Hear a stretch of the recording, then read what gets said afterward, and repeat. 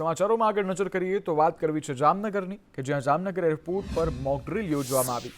Airport પર bomb મુકાયાની mock drill યોજાઈ। સુરક્ષા કર્મચારી, પોલીસ, બોમ્બ સ્ક્વોડે ભાગ લીધો। ફાયર, પોલીસ, એરપોર્ટના સ્ટાફની સંયુક્ત કામગીરી જોવા મળી। 45 મિનિટ સુધી મોક ડ્રીલ યોજાઈ। સમગ્ર એરપોર્ટને ખાલી કરાવીને ચેકિંગ કરાયું।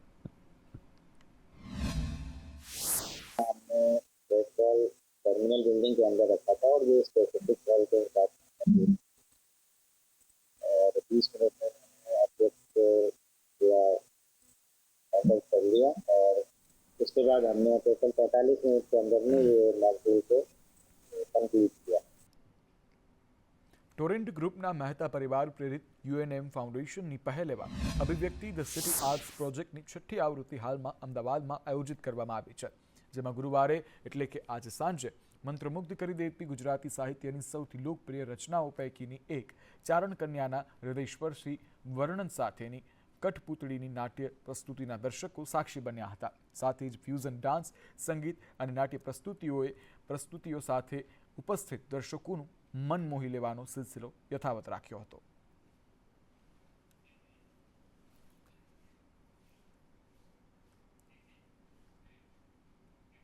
દેશ બહાર જતા યુવા ધન અંગે ઉચ્ચ શિક્ષણ મંત્રીનું નિવેદન સામે આવ્યું છે।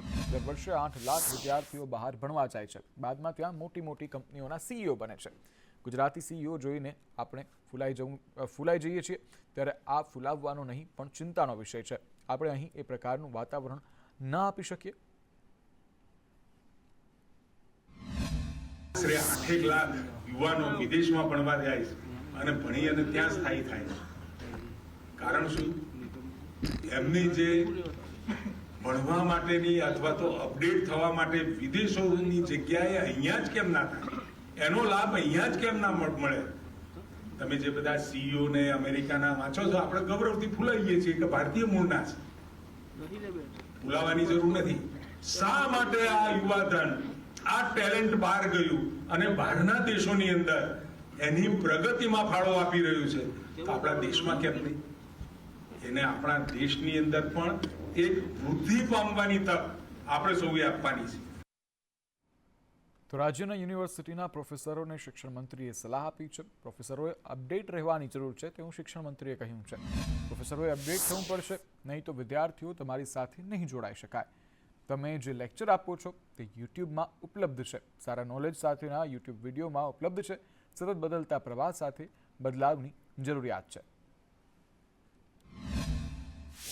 આવતા સમયની અંદર જે ટેકનોલોજીઓ વિકસિત થઈ રહી છે, જે ટેકનોલોજીઓના આવિષ્કાર પછી એ દુનિયામાં ઇમ્પ્લિમેન્ટેશન થઈ રહી છે, તો એ દિશામાં આગળ નહીં વધીએ।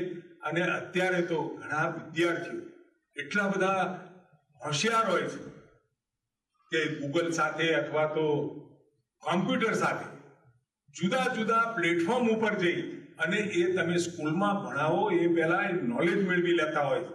એટલે હવે શિક્ષકોએ પણ વિદ્યાર્થીઓ કરતા પણ વધારે અપડેટ રહેવાની જરૂર છે। પ્રી પ્રાઇમરી સ્કૂલ સંચાલકોના વિરોધ વચ્ચે સમાચાર પર નજર કરીએ તો પ્રાથમિક નિયામક કચેરીએ નવા નિયમો બનાવ્યા છે। સરકારના પરિપત્રથી ઉપરવટ જઈને નિયમો બનાવાયા છે। સરકારના ઠરાવમાં માત્ર 3 જોગવાઈ હતી, ટ્રસ્ટ, બીયુ અને એનઓસીનો જ ઉલ્લેખ હતો। પ્રાથમિક નિયામક કચેરીએ અઘરા નિયમ બનાવતા વિરોધ કરવામાં આવ્યો છે, ત્યારે 15 વર્ષનો ભાડા કરાર સંચાલકોને મંજૂર નથી।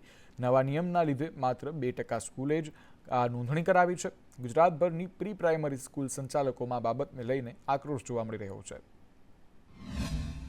ફેબ્રુઆરી 24માં પ્રાથમિક શિક્ષણ નિયામક દ્વારા દરેક ડીઓને જે પરિપત્ર કરવામાં આવ્યો, સૂચના કરવામાં આવી, વિગતવાર માર્ગદર્શન આપવામાં આવ્યું। એમાં જણાવ્યું છે કે ભાઈ 15 વર્ષનો રજિસ્ટર્ડ નોંધાયેલ ભાડા કરાર, નોંધાયેલ ભાડા કરારમાં પરિસ્થિતિ એવી છે કે 10 વર્ષથી ઓછું હોય તો 6% સ્ટેમ્પ ડ્યુટી લાગે, 10 કરતાં વધારે હોય તો ડબલ એટલે 12% ડ્યુટી લાગે।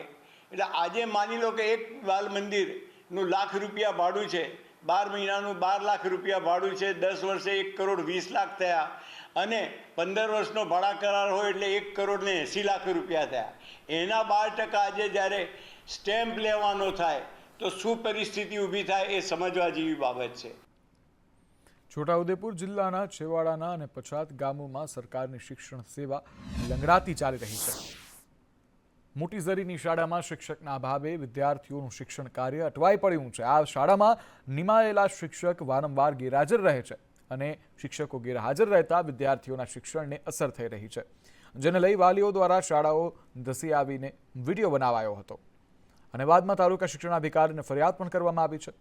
અવારનવાર આ શિક્ષકો જે છે તે ગેરહાજર રહેતા શિક્ષકને અહીંયાના શિક્ષણ વિભાગ દ્વારા છાવરવામાં આવતા હોવાનો પણ સ્થાનિકો દ્વારા આક્ષેપ કરવામાં આવી રહ્યો છે.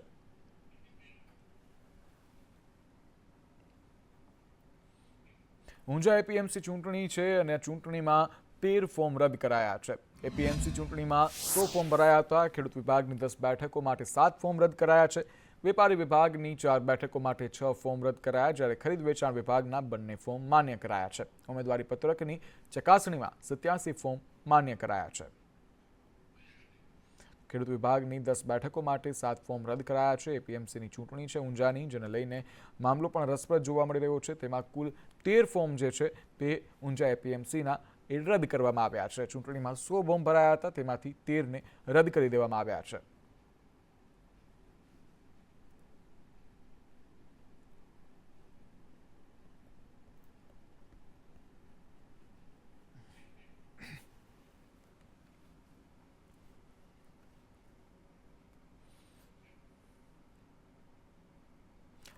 માતરના પૂર્વ એમએલએ ભાજપ સામે બાયો ચડાવી છે.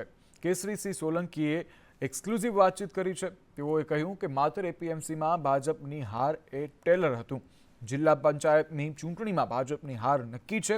અમૂલમાં માંગ નહીં સંતોષાય તો ભાજપ લીલા તોરણે પાછું જશે. મેં 30 તારીખે કહી દીધું હતું કે એપીએમસીમાં ભાજપ હારશે. વર્તમાન એમએલએ કલ્પેશ પરમાર સામે પણ ગંભીર આરોપ કર્યા છે. કેસરીસિંહજી, આપ દ્વારા જે પણ આક્ષેપો લગાવ્યા છે તેમને કલ્પેશભાઈ દ્વારા નકારવામાં આવ્યા છે. કહેવામાં આવ્યું છે કે તમામ આક્ષેપો ખોટા છે અને તમારી પાસે કોઈ પુરાવા નથી. શું જવાબ આપનો? મેન્ડેટ આપો, પણ મેં એમને ના પાડી હતું કે આપણી જોડે બહુમતી છે નહીં. અને આ જે કોંગ્રેસમાંથી આપણા ભારતીય જનતા પાર્ટીમાં જોડાયા છે એ પેલી બાજુ અઢી વર્ષની ટર્મમાં આ બધા જ લોકો સાથે હતા. એ પણ મેં લાઈવની અંદર એમનો બધાનો ફોટો પણ મૂક્યો હતો કે આ કાલે બધા એક થઈ જાય તો આપણે પાર્ટીનું ખોટું નામ બદનામ થાય એવું છે. પણ આના સાથે સાથે આ આગેવાનોને નામ પાર્ટી હારે એનું મતલબ નહોતું. એમને તો કેસરીજી કઈ રીતે હારે. વાત કરીએ તો ભારતીય જનતા પાર્ટીના સૌ કાર્યકર્તાઓને હું કહેવા માંગુ છું કે અંદર આ કોઈ રાજકીય મોટા નેતાઓનું એ વાત નથી, પ્રદેશની પણ વાત નથી. આ સ્થાનિક માતર વિધાનસભાનો આ પ્રશ્ન છે ત્યારે શાંતિથી પોતપોતાના ગામની અંદર આ ચર્ચા કરીને એનું કઈ રીતે સમાધાન થાય. સમાધાનની વાત એવી આવે કે હું ભારતીય જનતા પાર્ટી જોડે છું, પણ મારો પ્રશ્ન અમૂલ સાથે જોડાયેલો છે, પશુપાલકોના હિતમાં જ્યારે જોડાયેલો છે.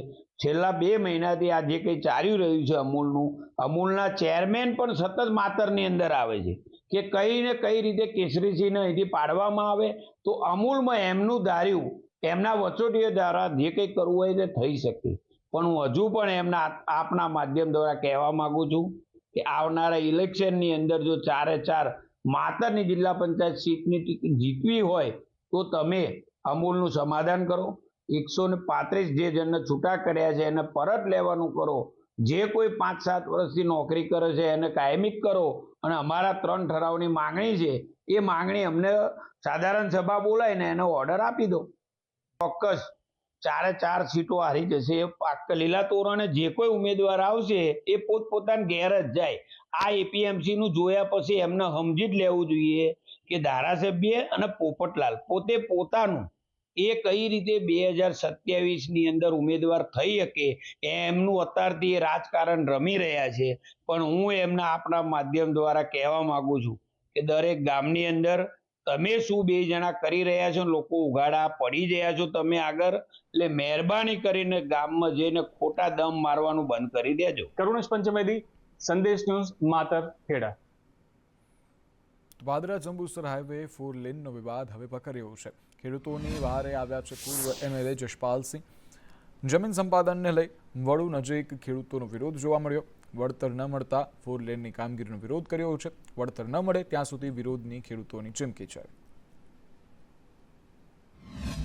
પાદરા જંબુસર 4 લેન રોડ ખૂબ આંદોલનો બાદ મંજૂર થયું. ખેડૂતો પણ તૈયાર છે કે ભાઈ રોડ બનવો જોઈએ, પરંતુ ગવર્મેન્ટ દ્વારા જે રીતની જમીન સંપાદન થઈને લોકોને વળતર આપવું જોઈએ, જે મનમોહનજીની સરકારમાં ખેડૂતોને 4 ગણું વળતર મળે જંત્રીનું, એ પ્રકારનો જે કાયદો લાવવામાં આવ્યો, એટલે ખેડૂતોને એમની જે વળતર, જે કપાત જમીન છે, એ કપાત જમીનનું વળતર એમને મળવું જોઈએ. ખેડૂતો રોડ બનાવવામાં ખેડૂતોને કોઈ તકલીફ નથી ને કોઈ વાંધો પણ નથી. પાદરા જંબુસર હાઈવે રોડ જે ચાલુ રહ્યું છે કામ હયાતમાં, તેનો અમારો વિરોધ એટલો જ છે કે અમારું પહેલું જમીન સંપાદન કરીને પછી કામ કરો. અત્યાર સુધી અમને કોઈ બાપ દાદા વખતથી કે જ્યાંથી દેશ આઝાદ થયો ત્યાંથી અત્યાર લગી કોઈ જાતનું વળતર અમને ચૂકવવામાં નથી આવ્યું. કે અમે 7/12 કે માપની સીટમાં કોઈ પણ જગ્યાએ એક પણ ઉઠાવ સંપાદન જણાતું જ નથી અમે. અને કલેક્ટર સાહેબ જમીન સંપાદન વિભાગનો પણ જવાબ છે કે એનું કોઈ સંપાદન જણાતું નથી. તો સુરેન્દ્રનગરમાં માનવ કલ્યાણ યોજનાની કિટને લઈને હોબાળો જોવા મળ્યો. કિટમાં પૂરતો સામાન ન અપાતા લાભાર્થીઓનો હોબાળો જોવા મળ્યો. પ્લમ્બિંગ કામ માટેની કીટોમાંથી મુખ્ય વસ્તુઓનો ભાવ જોવા મળ્યો છે. નાના વર્ગના લોકો સાથે મજાક કરાતી હોવાનો આક્ષેપ છે, જ્યારે કિટમાં પૂરતી વસ્તુઓ ના મળતા લાભાર્થીઓમાં રોષ જોવા મળી રહ્યો છે.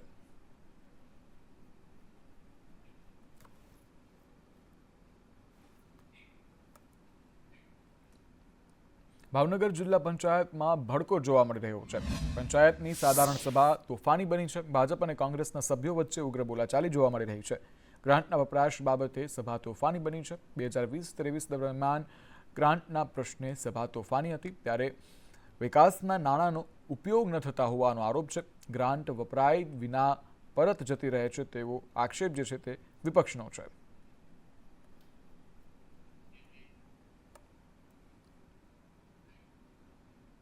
જીએસટીમાં છેતરપિંડી મુદ્દે કોંગ્રેસ પ્રવક્તાની પ્રતિક્રિયા સામે આવી છે. મનીષ દોશીએ કહ્યું છે કે જીએસટી ચોરીમાં ગુજરાત પ્રથમ નંબરે છે. કૌભાંડમાં અનેક મોટા માથાની સંડોવણી થઈ રહી છે, ત્યારે અનેક કંપનીઓ કમિશનના નામે બોગસ બોલી બનાવે છે. ત્યારે બોગસ બિલોથી સરકારી તિજોરીને કરોડોનો ચૂનો લગાવે છે. ભાજપના પૂર્વ એમએલએની ભાઈની કંપનીએ કૌભાંડ આચર્યું છે. ડીજીજીઆઈના દરોડામાં કરોડોનું કૌભાંડ પણ સામે આવ્યું છે. નાના વેપારીઓ જીએસટીમાં બેફામ દંડાય છે. નાના વેપારીઓનો મોત થાય છે, સામાન્ય માણસ લૂંટાય છે, અને મોટા લોકો જેમને રાજકીય આશ્રય છે એ પછી ધારાસભ્યના, પૂર્વ ધારાસભ્યના ભાઈ હોય કે ધારાસભ્યનો પુત્ર હોય ભાજપાના, કે એમના ભત્રીજા હોય, આ સમગ્ર બાબતની તપાસ થવી જોઈએ. ગુજરાતમાં જે રીતે ખેલ ચાલે છે અને જે રીતે એક પછી એક કારનામાને કાંડ સામે આવે છે, તેની સામે રાજ્યના મુખ્યમંત્રીશ્રી અને નાના મંત્રીશ્રીએ તાત્કાલિક જવાબ આપવો પડે કે આ લૂંટના કારોબારને, ખાસ કરીને જીએસટીની ચોરીમાં કોના કોના ખેલ છે અને કોણ કોણ ભાગીદાર છે એની પણ તપાસ થવી જોઈએ. રાજકોટમાં બાંગ્લાદેશ મુદ્દે વીએચપીનું વિરોધ પ્રદર્શન જોવા મળ્યું છે. વીએચપીના આગેવાન મંગેશ દેસાઈનું નિવેદન સામે આવ્યું છે. કહ્યું છે કે બાંગ્લાદેશમાં કાર્યવાહી કરવાની જરૂર છે. ઇઝરાયેલની જેમ ભારતે પણ કાર્યવાહી કરવી જોઈએ. બાંગ્લાદેશમાં હિન્દુ સ્ત્રીઓ પર અત્યાચાર થઈ રહ્યો છે. હિન્દુઓની રક્ષા માટે ભારત કાર્યવાહી કરે. બાંગ્લાદેશમાં હિન્દુઓ ઉપર જે બેરહમ અત્યાચારો થઈ રહ્યા છે, આખું જગત એનું સાક્ષી છે. રાજકોટ વાસીઓ આજે એની સામે એક પોતાનો વિરોધ વ્યક્ત કરવા હિન્દુ જાગરણ મંચ,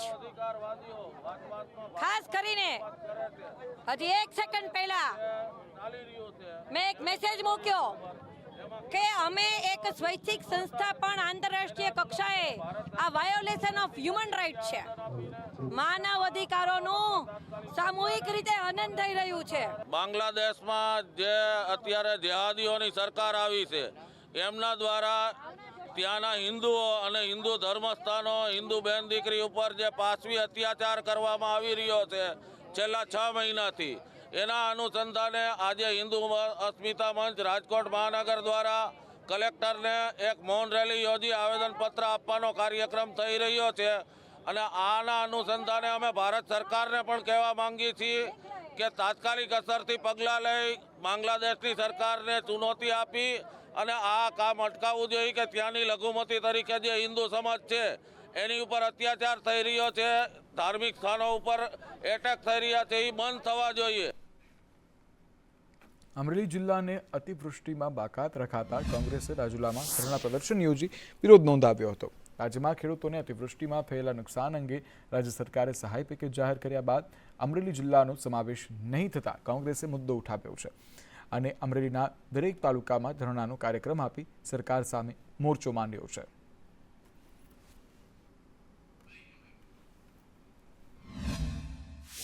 કોંગ્રેસ પરિવાર આ વખતે સ્નેહ મિલન નહીં કરે, પણ ખેડૂતો માટે, ગરીબો માટે, વંચિતો માટે ધરણા પ્રોગ્રામ કરીને કુંભકર્ણની સરકારને જગાડવાનો પ્રયત્ન થશે ને એના ભાગરૂપે રાજુલા જાફરાબાદના આ વિસ્તારના ખેડૂતો માટે અતિવૃષ્ટિમાં સહાય પેકેજ નહીં પણ દેવા માફી અને ઇકોઝોનની અંદર ખાંભા તાલુકાના ગામડાઓનો ખોટી રીતે જે સમાવેશ કરવામાં આવ્યો છે એને નાબૂદ કરવાની વાત સાથે આજે કોંગ્રેસ પરિવાર, રાજુલા કોંગ્રેસ પરિવાર, જાફરાબાદ કોંગ્રેસ પરિવારના પ્રમુખો અને આગેવાનો સાથે મોટી સંખ્યામાં ખેડૂતો આજે ધરણા પર બેઠા છે. આ દેશને બચાવવા માટે અને અમરેલી જિલ્લાને બચાવવા માટે અમરેલીના કોંગ્રેસના કાર્યકર્તાઓ આગળ આપ્યા છે.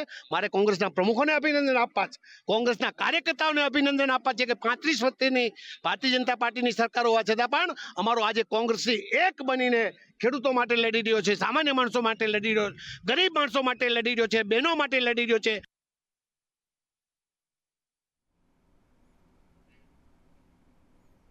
રાજ્યમાં નિગમની અનાવડતના કારણે રાશન કાર્ડ ધારકો તુવેર દાળ, ચણાથી વંચિત રહેશે. સસ્તા અનાજની દુકાનોમાં ડિસેમ્બર માસ માટે તુવેર દાળ અને ચણાની ફક્ત 50% જ ફાળવણી કરવામાં આવી છે, જેને લઈ રાજ્યના 75 લાખમાંથી 37 લાખ રેશન કાર્ડ લાભાર્થીઓ તુવેર દાળ અને ચણાથી વંચિત રહેશે.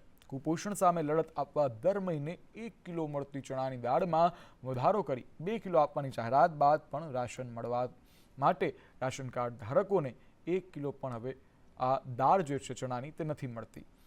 કોઈ મહિનો ખાંડ તો કોઈ મહિનો ચણા જેવી વિવિધ જણસીઓથી વંચિત રહેવું પડે છે. ત્યારે આ અંગે રાજ્યના રેશન ડીલર એસોસિએશનના પ્રમુખે રજૂઆત કરી છે.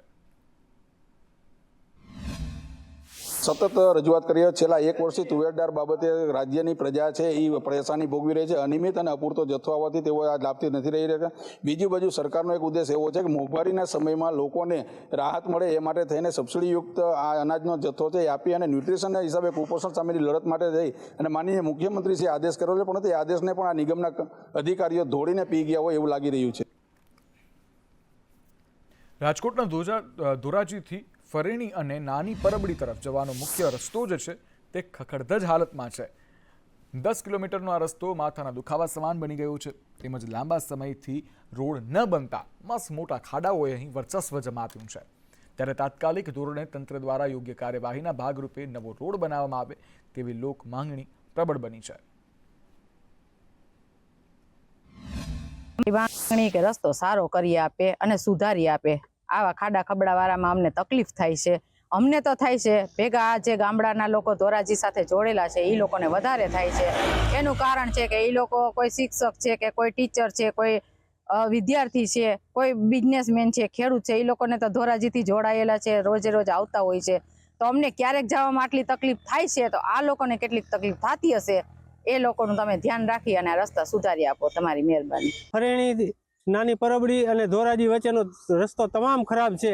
એમાં ચરેડા પડી ગયા, હાલવાની કોઈ જગ્યા નથી ને રસ્તામાં એટલા ચરેડા પડી ગયા કે અકસ્માત વારંવાર થાય છે. રસ્તો પાસ થયેલ છે પણ કેટલા 3-4 વર્ષથી કોઈ કરતું જ નથી ને રસ્તાની હાલત બહુ ગંભીર છે. એમાં આ રેલવે ફાટક પછી તો રસ્તો એટલો ખરાબ છે કે કોઈ વાત પૂછોમાં ત્યાં ટ્રાફિક એવડો થાય છે એનું કોઈ જવાબ દેતું નથી. રસ્તામાં તો હલાય એમ જ નથી. આખો રસ્તો ઓલો થઈ ગયો હે, ઓલા હાલી સાધન. એટલે હવે આમાં તો બધી વાવતી ગાડીઓ તો હાલે જ નથી, ટુ વ્હીલ તો. આમાં રજૂઆત કરી હતી 1-2 વાર પણ આમાં કાંઈ થયું નથી. કાંઈ 2011માં રસ્તો બન્યો હતી, પછી આમાં કોઈ પણ કામ થયું નથી. કેવી તકલીફ પડે દાદા? તકલીફ એટલે એની વાત જવા દો. ખેડૂતને તો વાહન લઈને જવું હોય તો ગાડીમાં કાંઈ લઈ શકે એમ નથી. જેતપુર શહેરમાં નવા આધાર કાર્ડ તેમજ આધાર અપડેટેશનના લઈ અને લોકો જે છે તે પારાવાર મુશ્કેલી ભોગવી રહ્યા છે. પોસ્ટ ઓફિસ તેમજ મામલતદાર કચેરીમાં વહેલી સવારથી જ કડકડતી ઠંડીમાં પણ મહિલાઓ સહિત બાળકો ટોકન લેવા માટે લાઇનમાં લાગી જાય છે. જોકે ટોકન લીધા બાદ પણ વારો નથી આવતો. અરજદારો આરોપ લગાવી રહ્યા છે કે તેઓને ખૂબ સમસ્યા થઈ રહી છે, પરંતુ તંત્રની ઢીલી કામગીરીના કારણે તેઓનું આધાર કાર્ડનું કામ પૂર્ણ નથી થતું. બીજી તરફ આધાર કીટ વધારવા અનેકવાર તંત્રને રજૂઆત કરવામાં આવી છે, તેમ છતાં કોઈ નિરાકરણ ન આવતા અરજદારો હવે રોષે ભરાયા છે અને અરજદારોએ આ રોષ હવે ઠાલવ્યો છે. આધાર કાર્ડ કઢાવવાનું છે ને એટલે આવી છું સ્કૂલમાં રજા રાખીને. કઈક સમજવું જોઈએ ને કઈક વ્યવસ્થા કરવી જોઈએ. બધા માણસો હેરાન થાય છે અત્યારે, નાના બાળકો વાળા બધા. કીટ વધારવી જોઈએ, હા વધારે 4-5 જગ્યાએ કરવું જોઈએ તો બધા માણસો બટાઈ જાય. પગમાં ફ્રેક્ચર થઈ ગયું છે, ક્રૂ આવ્યો છે, પણ શું કરવું, આધાર કાર્ડ કરાવવું પડે એમ છે, એમ જ નથી હાલે. કેટલીક ગીર્દી કેટલીક લાગે એવું તમને? ગીર્દી 400-500 માણસ જેવું હશે એવું લાગે છે. વ્યવસ્થા કરવી જોઈએ. ટોકનની સિસ્ટમ જ્યારે વ્યક્તિ આવે ત્યારે ટોકન આપવું જોઈએ. આટલી બધી પબ્લિક ભેગી કરીને શું કામનું? જ્યારે ટોકન આપવાનું હોય. હવે અહીંયા તો મામલતદારમાં અમે પેલા મામલતદારે ગયા ત્યારે એમ કીધું કે પોસ્ટ ઓફિસે જાઓ. અમે આ ત્રીજો ધક્કો છે અને 5 વાગ્યાના આવીને અમારા છોકરાને બીજાની પાસે સુવડાવીને આવ્યા છે. અમારે શું કરવાનું અત્યારે? સરકાર દ્વારા આધાર કાર્ડને ઓક્સિજન જેટલી જરૂરિયાત કરી નાખવામાં આવી છે. વિવિધ સરકારી યોજનામાં આધાર કાર્ડ હોય તો જ તે યોજના છે તે લોકોનો તેનો લાભ લઈ શકે. તેને કારણે થઈ આધાર અપડેટેશન માટે અહીંયા લાંબી લાઈનો લાગી રહી છે. જેતપુરમાં રાશન કાર્ડમાં બાળકોના જે એડમિશન હોય તેમાં, સ્કોલરશીપમાં, એમાં અપડેશન જ માંગે છે. વિવિધ યોજનાઓ, સરકારની તમામ યોજનાઓમાં અપડેશન માંગે. તેને કારણે થઈ અને જેતપુર શહેરની અંદર અત્યારે આધાર કાર્ડની લાઈન એવી છે કે સવારના 5 વાગ્યા માટે આધાર સેન્ટરે લોકો અહીંયા આધાર કાર્ડ કઢાવવા માટે લાઈનમાં ઊભા રહે છે. આ યોજના જે સરકારની છે તેમાં લાભ લેવો હોય તો આધાર કાર્ડ જોઈએ, તો આધાર કાર્ડમાં અપડેટ જોઈએ, લોકોના અંગૂઠા આવતા નથી. તેને કારણે થઈ અને લોકો આ આધાર કાર્ડની અપડેટ માટે અહીંયા જે આ જેતપુર શહેર છે પોસ્ટ ઓફિસ ખાતે તે વહેલી સવારમાં આવી ગયા છે. 5 વાગ્યાના આવી ગયા છે. ક્યારે વારો આવશે તે નક્કી નથી. તો જેતપુર શહેરમાં કીટ વધારવામાં આવે તેવી લોકોની માંગ છે. અને જે આ વહેલી સવારથી લાઈનમાં ઉભું રહેવું અને ક્યારે આધાર કાર્ડમાં નીકળશે તે પણ નક્કી નથી, તો તેમાંથી છુટકારો મળે તેવી માંગ કરી રહ્યા છે. હિતેશ રાઠોડ, સંદેશ ન્યૂઝ, જેતપુર. વડોદરામાં તોપની સલામી આપવાનો માર્ગ હવે મોકળો થયો છે. રણછોડરાય મંદિરના વરઘોડામાં તોપની સલામી આપી શકાશે. સીપી નરસિંહ કુમારે તોપનું નિરીક્ષણ કર્યું. ગત માસે કોર્ટે તોપથી સલામી આપવાની મંજૂરી આપી છે. સીપીએ મંદિરના સંચાલકો સાથે આ બાબતે ચર્ચા પણ કરી. સુરક્ષા અને અન્ય મુદ્દે ચર્ચા કર્યા બાદ પોલીસ જણાવશે મંતવ્ય પોતાનું. ત્યારે છેલ્લા 28 વર્ષથી કોર્ટે પ્રતિબંધનો આદેશ આપ્યો હતો.